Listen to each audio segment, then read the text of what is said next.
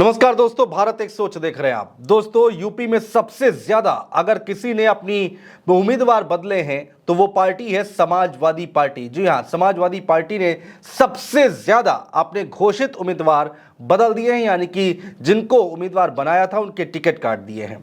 दोस्तों, अखिलेश यादव ने 9 लोकसभा सीटें ऐसी हैं जहां पर प्रत्याशी घोषित करने के बाद अपने उम्मीदवारों के नाम काट दिए और नए उम्मीदवार घोषित कर दिए। और अंदर की खबर यह निकल कर आ रही है दोस्तों कि अखिलेश यादव अभी और प्रत्याशियों के टिकट काट सकते हैं, उन पर विचार चल रहा है। कहा यह जा रहा है कि अखिलेश यादव ने जिला कमेटियों से रिपोर्ट भी मांगी है और उस रिपोर्ट के आने के बाद विचार विमर्श किया जाएगा और भी ज्यादा टिकट काटे जाएंगे। चलिए एक एक करके उन तमाम सीटों के बारे में हम आपको बताते हैं कि वो लोकसभा सीट कौन सी है और कहां से किसको टिकट पहले दिया गया था और अब किसको टिकट दिया गया है। सबसे पहले दोस्तों हम बात करते हैं बागपत लोकसभा सीट की।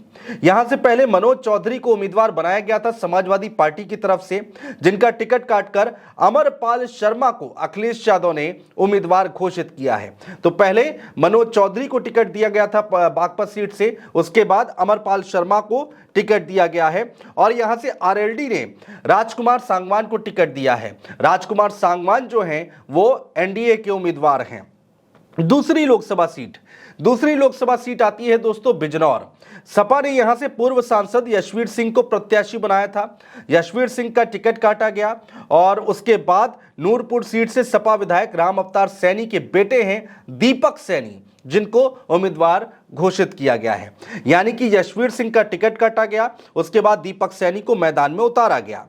तीसरी सीट दोस्तों आती है गौतम बुद्ध नगर, नोएडा। जी हां, यहां से पहले राहुल अवाना को अखिलेश यादव ने मैदान में उतारा, उनको टिकट दिया और उसके बाद उनका टिकट काटा गया और महेंद्र नागर को टिकट दिया गया है गौतम बुद्ध नगर से। समाजवादी पार्टी के टिकट पर अब महेंद्र नागर चुनाव लड़ेंगे, जो कि पहले राहुल अवाना चुनाव लड़ने जा रहे थे।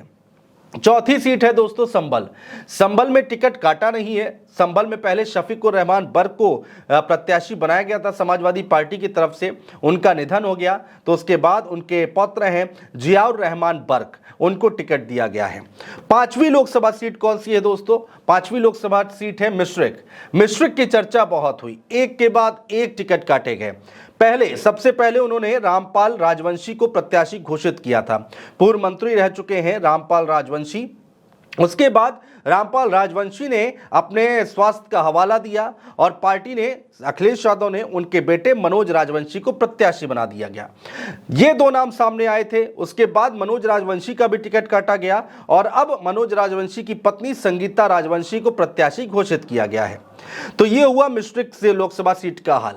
अब आ जाते हैं मेरठ, जो कि ताजा खबर है दोस्तों। मेरठ लोकसभा सीट, सबसे पहले यहां पर भानु प्रताप सिंह को टिकट दिया गया, उसके बाद उनका टिकट काटा गया और सरधना से समाजवादी पार्टी के विधायक है अतुल प्रधान, अखिलेश यादव के खासम खास कहे जाते हैं। अतुल प्रधान को मैदान में उतारा गया, उन्होंने नामांकन भी भर दिया, लेकिन अब जब आखिरी दिन था नामांकन का, उस दिन टिकट काटा गया अतुल प्रधान का और तीसरी बार में टिकट दिया गया है। पूर्व विधायक हैं योगेश वर्मा, उनकी पत्नी है सुनीता वर्मा को मैदान में उतारा गया है मेरठ लोकसभा सीट से। अरुण गोविल जो कि भारतीय जनता पार्टी के टिकट पर चुनाव लड़ रहे हैं। तो यहां से भी 3 बार टिकट काटे गए हैं, भानु प्रताप सिंह, अतुल प्रधान और अब सुनीता वर्मा मैदान में है। दोस्तों ये बात हो गई मेरठ की। अब बात करते हैं मुरादाबाद लोकसभा सीट की। एसटी हसन, जिन्होंने नामांकन दाखिल कर दिया था समाजवादी पार्टी के सिंबल पर, एसटी हसन जो कि मौजूदा सांसद हैं, 2019 में समाजवादी पार्टी के टिकट पर उन्होंने चुनाव जीता था मुरादाबाद लोकसभा सीट से। उसके बाद उनका नामांकन काटा गया, उनका नाम काटा गया और उसके बाद उनको रुचिवीरा को यहां से मैदान में उतारा गया। रुचिवीरा जिनको आजम खान का करीबी भी बताया जाता है। रामपुर लोकसभा सीट दोस्तों, रामपुर लोकसभा सीट में आसिम राजा जो कि आजम खान के करीबी बताए जाते हैं, वो तैयारी कर रहे थे चुनाव लड़ने की। उसके बाद मौलाना मोहिबुल्लाह नदवी को आधिकारिक तौर पर समाजवादी पार्टी ने टिकट दिया, उन्होंने नामांकन भरा और उसके बावजूद आसिम राजा ने भी नामांकन दाखिल कर दिया। तो ये रामपुर में जो खिचड़ी पक रही थी उसके बारे में हम आपको बता रहे हैं। दोस्तों एक सीट है मध्य प्रदेश की खजुराहो, जो कि कांग्रेस पार्टी और समाजवादी पार्टी के गठबंधन से, यानी कि समाजवादी पार्टी के खाते में आई थी। खजुराहो में भी टिकट बदला गया। यूपी के साथ साथ खजुराहो में भी अखिलेश यादव ने टिकट बदला है।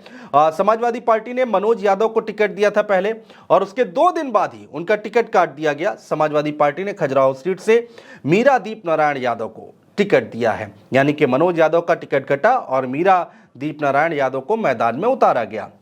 दोस्तों एक सीट और है, वो सीट है वाराणसी, जहां से समाजवादी पार्टी ने अपना प्रत्याशी घोषित कर दिया था। सुरेंद्र सिंह पटेल को यहां से मैदान में उतारा गया था समाजवादी पार्टी की तरफ से, लेकिन फिर समाजवादी पार्टी और कांग्रेस पार्टी का गठबंधन हुआ। 17 सीटें जो कांग्रेस पार्टी के खाते में गई, उसमें 1 सीट वाराणसी भी थी। तो यहां पर भी सुरेंद्र सिंह पटेल अब समाजवादी पार्टी के सिंबल से चुनाव नहीं लड़ पाएंगे। अब दोस्तों ये कहा जा रहा है कि इसके पीछे की रणनीति को लेकर लोग सवाल उठा रहे हैं कि अखिलेश यादव सोच क्या रहे हैं। लगातार वो टिकट पर टिकट बदल रहे हैं। ये कहा जा रहा है कि अभी और भी ऐसे प्रत्याशी हैं जिनके टिकट बदल सकते हैं, और रिपोर्ट मांगी गई है। अभी और भी लंबी लिस्ट है जिनके टिकट काटे जा सकते हैं, ये कहा जा रहा है। लेकिन एक धड़ा ये कह रहा है, एक तबका ये कह रहा है कि अखिलेश यादव की रणनीति ये है कि वो जिताऊ प्रत्याशी उतारना चाहते हैं, और सारे समीकरणों को साध कर ही प्रत्याशी उतारना चाहते हैं। इसलिए जिन प्रत्याशियों को उतारा गया है, जिनका विरोध देखने को मिल रहा है या फिर चुनाव अच्छे से नहीं लड़ पा रहे हैं, उनके टिकट काटे जा रहे हैं और दूसरे प्रत्याशी को उतारा जा रहा है।